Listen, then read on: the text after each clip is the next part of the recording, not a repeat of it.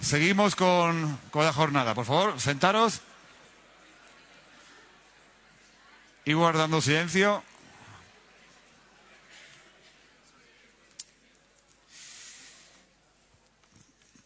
Teníamos previsto que viniese Eduardo Prádanos. Al final Eduardo no ha podido venir, pero bueno, tenemos aquí a Gonzalo Martín. Gonzalo Martín es el director de Territorio Creativo. Y bueno, él nos va a hablar de algo que es muy, muy interesante. La pregunta que él se hace es si será todo el contenido financiado por las marcas. Creo que es un contenido que puede estar muy bien. Y nada, muchas gracias y ahí te dejo. Sí. Vale. Ahora se me oye, ¿no? Bueno, buenos días, casi tardes. Gracias por aceptarme, porque el disclaimer es que Eduardo tenía que estar aquí hoy, me endosa su ponencia y digo, ¿cómo quieres que resuelva yo esto a las 9 de la mañana, no? Que tengo que hablar a la 1. Digo, me voy a quedar con dos frases. Una, el título de la jornada, algo no va bien, qué miedo. Y el otro, el que él me daba, ¿no? Una pregunta, ¿financiarán las marcas los contenidos en el futuro? Bueno, yo quiero daros la visión que tenemos desde una empresa de consultoría o a veces agencia, que es Territorio Creativo, y en cómo es nuestra relación con las marcas y las cosas que hacemos. Ver qué punto de vista tenemos nosotros a cosas como la expresión branded content, Dios mío, ¿no? O la expresión contenidos, ¿no? Bueno, la gente que venimos de la red, sobre todo, y aunque hemos pasado por el mundo audiovisual, vemos las cosas a partir de esta frase, ¿no? La era de los blogs, que está un poco lejana, pero hubo una época en que todo el mundo pensábamos que la identidad digital se iba a hacer a través de blogs. Luego ha resultado que se hace a través de otras cosas o con complementos de cosas. Pero en aquella época lo que surgieron fueron enormes debates, y sigue habiéndolos, sobre el futuro de la comunicación, la red, los medios, etc. Y había un blog americano que se llamaba así: todas las compañías son compañías de medios, ¿no? ¿Por qué decía esto? Porque nosotros, o digamos que la sociedad red, como deberíamos ver ya nuestras relaciones personales, las relaciones societarias, las relaciones mercantiles o las relaciones de la comunicación, es como nodos en una red, ¿no? Si os fijáis en el gráfico, pues hay pelotas más gordas, ¿no? Y es que si interpretamos el mundo en un mundo de redes, veremos que hay gente que acumula muchos enlaces entrantes, y muchos enlaces salientes, y gente, o empresas, o organizaciones, que tienen muchos menos enlaces entrantes o muchos menos salientes.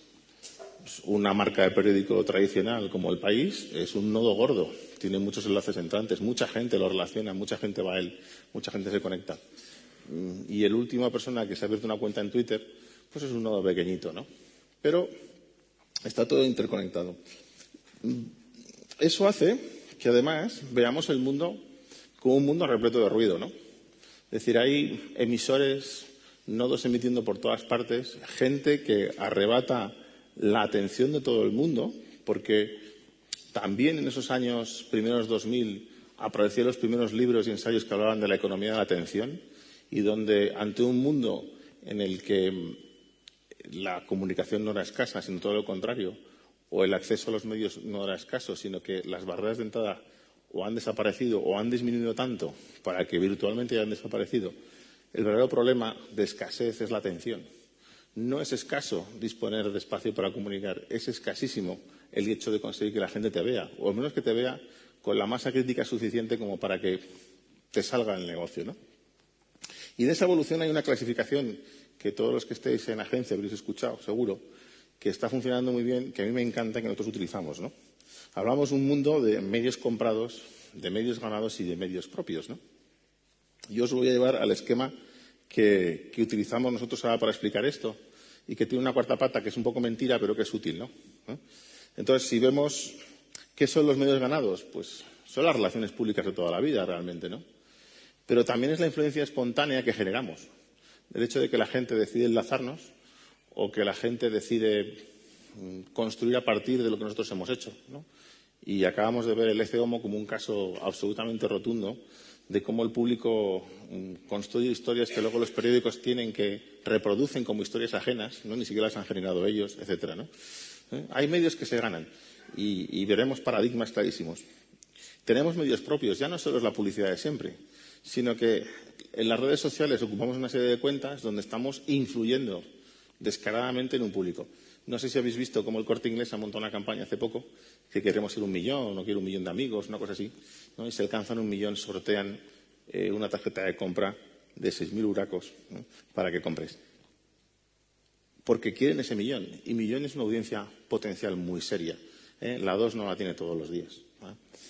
¿Qué más tenemos? Las empresas tienen el email. Dices, bueno, hacíamos email marketing, sí, pero ahora yo tengo contenido propio. Lo puedo utilizar para moverlo, ¿no? Y además tengo una plantilla en la empresa que tienen cuentas personales en medios sociales que les da por pensar que contribuyen y que contribuyen a difundir mi contenido y a dialogar con otras personas de mi contenido. Y además todas las empresas tienen webs, complejas o no complejas, con contenidos propios o no, simples o sofisticadas. Y además las empresas hacen ya libros con una naturalidad pasmosa porque te los ponen en ebook, se descargan como white papers, etcétera. Luego, la producción de contenido es brutal. Los medios comprados son los de siempre, ¿no? Son los planes de medios que tenemos de toda la vida. Y hemos añadido ahí la estrategia SEO, que no es cierto que sería parte de otra cosa, pero es verdad. Todo el mundo ahora mismo busca, y mientras Google sea lo que es y sea el componente de tráfico tan fuerte que es, todo el mundo aspira a ser encontrado en Google de una manera que le conviene. Y para las marcas, que siempre han procurado transmitir valores, quieren ser algo, pues yo tengo clientes que quieren ser encontrados por la palabra innovación. Quieren que su marca se asocie a innovación y a tecnología. Entonces, todo el trabajo que genero desde mis propios medios para que millones de personas me puedan encontrar o que cuando busquen este tema me asocien a mí, pues hay que hacerlo, ¿no? Entonces, vivimos en un ecosistema que genera cosas como esta, que conoceréis todos, ¿no? Es el Banco Sabadell, ¿qué ha hecho? Pues se ha anunciado por un plan de medios convencional en la televisión, en vallas, etcétera, y ha generado un contenido que los que tengáis cierta edad recordaréis que se parecía mucho a lo que podía hacer Joaquín Soler Serrano en la televisión en blanco y negro, ¿no? Y teníais allí unas piezas fantásticas de entrevistas cruzadas entre personajes que todo el mundo adora, sin ningún tipo de molestia ni interrupción en su web, etcétera. Y es un contenido propio. Y que les ha ido bastante bien por lo que sé. Entonces, resulta que el Banco Sabadell tiene un plan de medios donde lo que hace es un teaser, que es la publicidad de siempre, para contarnos que hace una serie de programas, ¿de qué lo llamamos?, de entrevistas, etcétera, de un sosiego, una tranquilidad tremenda y donde no me venden nada. Y además tienen una serie de medios sociales donde me recuerdan que existe y donde recogen las opiniones de la gente que lo ha visto. Tenemos una compañía como Apple, que acabáis de ver ha sido ayer o antes de ayer, ¿no? Que tiene una estrategia muy definida. Se dedica a filtrar contenidos por todas partes, diciendo más o menos, estos serían los medios ganados, todos los foros de maqueros, incluso los medios convencionales, desde el Confidencial hasta El País, recogen todos los rumores de lo que va a ocurrir con el dichoso iPad de la cuestión. Después se produce una conferencia que es una performance, que está grabada como si fuera realizada la entrega de los Oscars y que se coloca en la web para el día siguiente todo el mundo lo vea y dura 60 minutos, ¿eh? Que está una conferencia ensayada, es decir, el discurso del señor Tim Cook está escrito, no lo improvisa, y donde todo está pensado para que se vea en vídeo. Finalmente, se gastan el dinero del plan de medios. Bueno, si pueden, incluso hacen que lo paguen las telecos y ponen anuncios muy atractivos en la televisión. Pero otra cosa con lo que encontramos es que las marcas a las que vamos a ver no son sitios donde no solo comunica publicidad. Es decir, cuando estamos hablando de branded content, todo el mundo está pensando en el sustituto de la publicidad. Y lo que está pasando es que estas marcas están comunicando por muchos departamentos que antes no eran de comunicación. Esa imagen es simplemente el blog Think Big que ha lanzado Telefónica, donde hay vídeo muy barato, ahora no es la cuestión, el grado de valores de producción que está usando, pero están trabajando con él para convertirlo en una columna vertebral de los valores que debe encarnar Telefónica en el mundo al que van.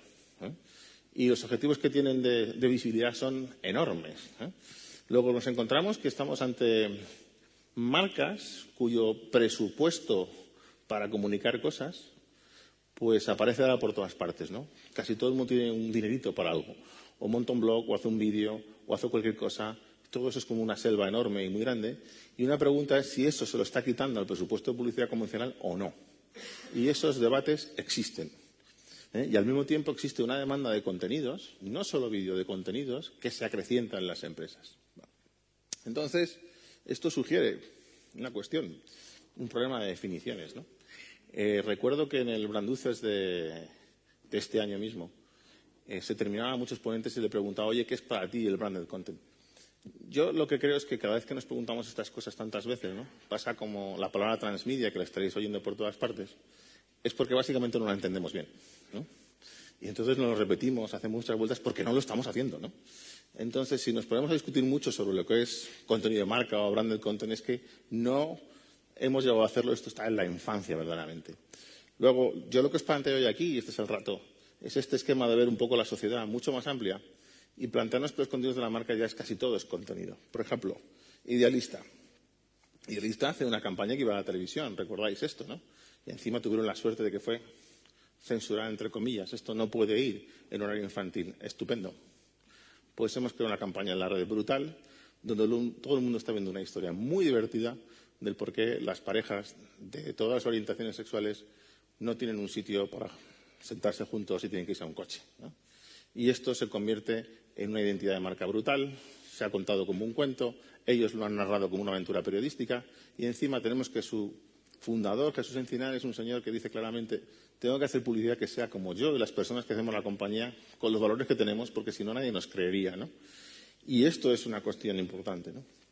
Otro problema, y no todo es comunicación de masa, ¿no? Está la cuestión de la cobertura. El señor Regueiro, que está por ahí, soy fan, te sigo, suelo advertir en muchas conferencias que solo Internet es un problema, ¿verdad? Y que cuesta mucho mover en la red un contenido para alcanzar una masa crítica como que las marcas están acostumbradas. Yo creo que esto es cierto y que al final esto que hace Sabadell de combinar unas piezas y otras, pues es muy bueno para gente que tiene presupuestos grandes. Pero ocurre otra cosa con Internet, ¿no? Y es que la red y la sociedad red es la era de la segmentación. Y eso que veis ahí es una marca grande, lo ha hecho y estarán por aquí, Roger no sé si ha venido, ¿vale? Esta pieza, que es Recuerdos que laten, es una serie documental que se ha hecho para promover la ruta Madrid-Buenos Aires-Madrid, con personas que hace muchos años que no vuelven a Argentina, están en España, les llevamos, contamos la historia de la reunificación, y personas que viven hace muchos años en Argentina y vuelven a España y contamos ese viaje y se lo contamos al público, ¿no? Esto es una pieza, si queréis, pequeña, de presupuestos reducidos, pero no deja de ser un pilar de comunicación de marca y sus valores, ¿no? Esto es branded content, es contenido de marca, marketing de contenidos. ¿Qué es, no? Pues lo que es que estamos viendo que las marcas están generando contenidos por todos lados, en ese mundo de ruido, en ese mundo de complejidad de atención y en ese mundo de buscar enfoques. Pero no solo ellos, me encontré esta otra que hacía un amigo mío, venezolano, nacido en Madrid, o sea, el mundo es complicado. Kmart se construye una webserie para centrarse en la mujer latina en Estados Unidos, ¿no? Vemos la segmentación, ¿no? Luego, las marcas a las que vais están buscando pues, maneras de llegar a nichos específicos de público y hacer una manera que les interese, ¿no? Seguramente los que seáis muy frikis, pues recordaréis cómo la gente de Malviviendo creó una serie para Mafre para conseguir que la gente joven se asegurara las motos, ¿eh?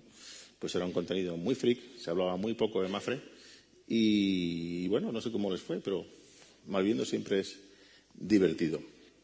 Y tenemos otra cuestión, ¿no? El contenido a partir del sujeto antes conocido como audiencia, ¿eh? En ese mundo de nodos, y aquí el ejemplo más paradigmático es Gracias Sara. Gracias Sara es una tontería, ¿verdad? Solo es un hashtag. Pues no es solo un hashtag. O sea, ponernos en el papel del equipo de la retransmisión de Telecinco, imposibilitado decir Gracias Sara nunca más. Por tanto, y pensar en toda la audiencia del partido sentada con sus tablets y sus teléfonos, esperando el nuevo chascarrillo de un Gracias Sara, tampoco pueden ver el partido igual. O sea, el contenido está influido y condicionado por cómo el público trabaja y cómo el público lo elabora. O pensar, como he dicho antes, en el Ecce Homo y cómo los periódicos que contaron la historia del Ecce Homo se encontraron teniendo que contar la cantidad de cosas que el público había inventado alrededor del Ecce Homo. ¿vale? Luego, ese sujeto que antes llamábamos audiencia es un cooperador necesario y que crea contenidos que alimenta los contenidos demás en ese mundo de nodos brutal, ¿vale? Bueno, en ese mundo de la audiencia, que ya no es audiencia, es otra cosa. Esta es la última que vi ayer, ¿no? David Fincher es Dios, ¿no? Hizo la red social. Pues se ha ido a Kickstarter y ha pedido que le den $400.000 para hacerse una serie de animación. ¿Y esto qué tiene que ver con las marcas? Pues de momento nada, porque las marcas, yo no conozco ningún caso de marcas que estén apoyándose en sus propios seguidores para hacer los fans y que se mezclen con los fans de un autor para producir un contenido. Pero ¿por qué no va a llegar? ¿No? Si algo se parece. Pero hacen más cosas. Este le conocéis todos, supongo. Cuando Samsung paga a los hermanos Scott para que todo el mundo regale un clip de lo que pasa en su entorno, ellos produzcan un largometraje, se estrene directamente en Internet y todo eso está asociado a unos señores que lo pagan, ¿verdad? Dices tú, ¿es contenido de Samsung o qué es? ¿O es la gente relacionándose? Es difícil de saber. Pero mira qué buena oportunidad y qué buen contenido se puede construir. Si habéis visto la película Acabada, yo creo que la mayoría de la gente no la ha visto, pero se lo pasó bomba siguiendo la creación del proceso. Pues es un documental de lo más interesante, ¿de acuerdo? Y todos conocéis, supongo, el Plan B. El Plan B nació como una web TV y el Plan B ha sido una experiencia donde los creadores se han ido encontrando y han ido construyendo un modelo que no existía solamente por interactuar con el público. ¿Y el público era el objetivo? No, no lo era. Cuando a Carlos Jean se le ocurre la idea, solo pensaba en llevar unas cámaras, hablar con sus amigos músicos, construir un vídeo de cómo componían algo y colgarlo en la red, ¿eh? Y seguir. Y encontraron una marca de whisky que se lo ha pagado. Pero la marca de whisky no salía mucho. Pero el público estaba ahí. Entonces, como los amigos de Carlos Jean estaban muy ocupados por la agenda, ¿y por qué no lo hace el público? Y el público se ha convertido en el motor que ha generado un producto que va pasando de marca en marca y que, porque ahora son otros, y que ha generado en un espacio de televisión, ¿no? Subiendo de nuevo el entorno. Internet, televisión, radio, etcétera.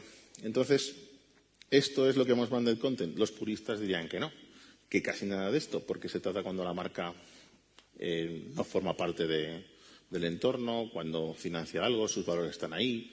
Pero yo lo que veo directamente es que todos se están involucrando en los contenidos de una manera o de otra y que cuesta mucho diferenciar, ¿vale? Y yendo a la pregunta en cuestión y con la brevedad que me dan, ¿pagarán las marcas todo el contenido? Bueno, yo lo que creo es que ya pagan una proporción enorme, porque los anuncios de la televisión pagan el contenido. Incluso pagan los largometrajes, porque los pagan las televisiones cuando compran los derechos. Luego, marca y contenido están ahí y están en un entorno en el que ahora tienen la posibilidad de tener medios propios. Pero venía en el taxi hace un momento y yo que me voy a poner culto, digo que no me va a tele. No es verdad, la veo. Lo que pasa es que tengo un PVR y ya solo veo lo que quiero, más o menos. Entonces me quedaba sorprendido porque Antena 3 estaba cascando unas cuñas de radio para que la gente vayamos a ver su contenido. A mí me parece paradójico. Durante años las televisiones han sido sitios que vendían pescado. Es decir, tengo aquí una mercancía que como no la venda hoy es perecedera y se va. Y todo el mundo sabía lo que iban a poner. Y ahora nos encontramos con que ellos también tienen que comprar medios para conseguir que les vean. Este era el rol de todas las compañías y marcas de toda la vida. Es decir, cuando había barreras de entrada para comunicar, lo que hacían era gastarse el dinero para interrumpir las teles, ¿no? Y conseguir atención hacia ellos. Y ahora resulta que la compañía que no era de medios está produciendo medios y contenidos y busca a la televisión para que se vean, y la televisión, que era la compañía de medios, tiene que buscar los medios pagos para que le vean. Y estas son las paradojas, ¿no? Entonces, por sacar las conclusiones, la cuestión es que las marcas van a construir contenido sí o sí. Si ese contenido está en el rango de presupuesto, en la escala de público, que a cualquier productora de las que estéis aquí le saca de pobre, es otra cuestión. Porque hablamos de que, y hablaba hace un momento con Beatriz por allí, amiga, compañera, competencia, de cómo ahora hay que prepararse a que una empresa tenga 300.000 euros para una producción, y eso es dinero, y mañana el vídeo de 3.000. Porque el vídeo de 3.000 ya no es ese vídeo institucional guarrete que se ponía en las ferias.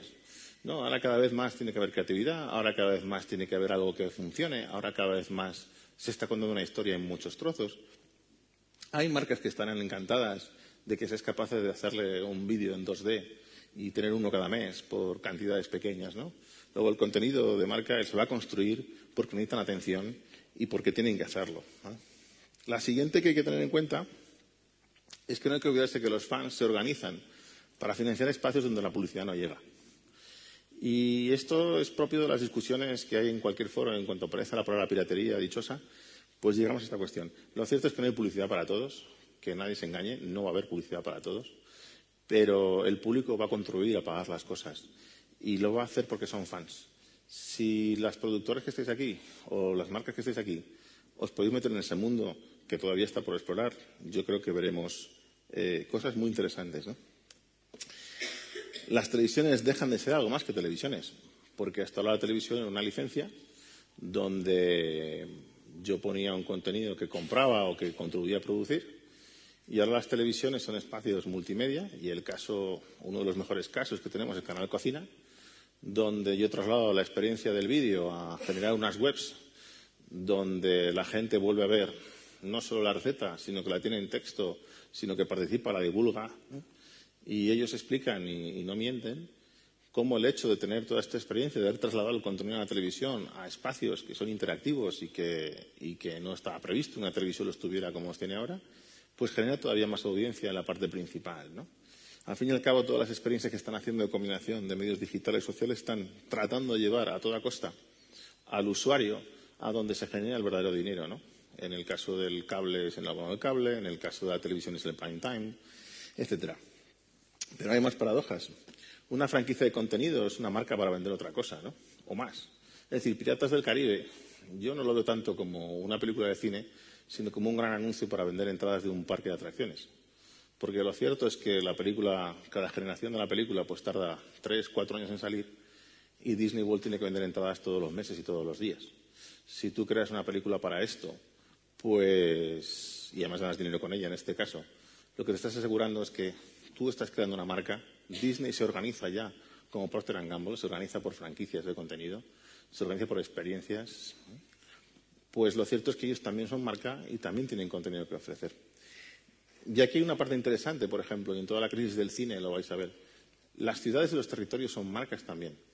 Está ya más que comprobado que, aunque la película sea mala, el hecho de que una película se rode en un sitio atrae turismo y atrae cosas. Así que no es descartable que poco a poco pues veamos como cada vez más cámaras de comercio del mundo, más patronatos turísticos, vayan buscando el dinero para que les hagas cosas. ¿Y que las hagas dónde? Pues en muchos sitios, no solo en la televisión y en el cine. El caso famoso es el que tuvimos el año pasado, cuando el gobierno español pues puso en una película hindú y, caramba, éxito de la India, y aparecieron hindúes haciendo turismo en la Tomatina. Lo cual generó una reflexión interesante por parte de los representantes españoles acerca de lo que es el ROI, otro de los mitos alrededor de la inversión de comunicación, etcétera, ¿no? Y el ROI era que habían aparecido hindúes a hacer turismo en España, ¿vale? Un mercado grande, ¿no? Entonces, lo veremos. Otra cuestión irremediable es que los contenidos son transmediáticos e irremediablemente cooperativos, queramos o no. Esto de lo transmediático no significa otra cosa que todo es crossmediático, y que aunque yo lo planifique para la tele, pues ya no solo está en una web. Es que, aunque yo no quiera, la gente lo va a transformar y va a generar experiencia que la gente consume fuera. Y el caso más clásico es el de Lost, y todo lo habéis visto, ¿no? Sin parte de la experiencia de los fans de Lost, sin los blogs que se dedicaban a discutir y a provocar nuevos misterios de la trama o a tratar de descubrir por qué los números eran los números, etcétera, para muchos sería mucho menos divertido. Y eso no lo hicieron los guionistas, lo hizo el público, ¿no? Así que la marca está sometida a esto, quiera o no quiera. Bien. Creo que Beatriz ha hablado algo de esto, me lo ha dicho. Yo me planteo, las productoras tienen que cambiar su estructura y tener especialistas para tratar con las marcas internamente.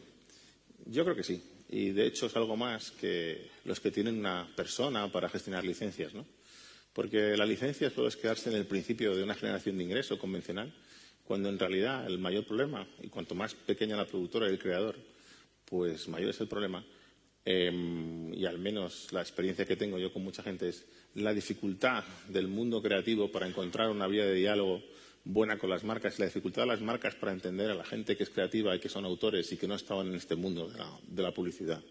Y hay otra cosa importante que es inevitable, y es que que dentro de tu organización que produce o que aspira a producir tengas la gente que sabe dinamizar y pensar cómo dinamizar el contenido. ¿Para qué? Para que el público lo mueva, para que el público sea fan, para que el público construya sobre él, también es importante. Entonces, creo que no se ha resuelto ninguna de las preguntas. Simplemente he tratado de explicaros cómo vemos la cuestión del contenido de las marcas desde el mundo digital, el mundo de los medios sociales.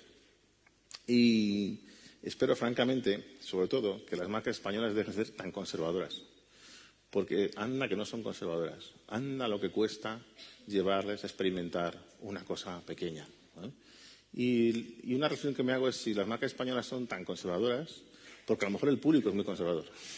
Es posible que sí.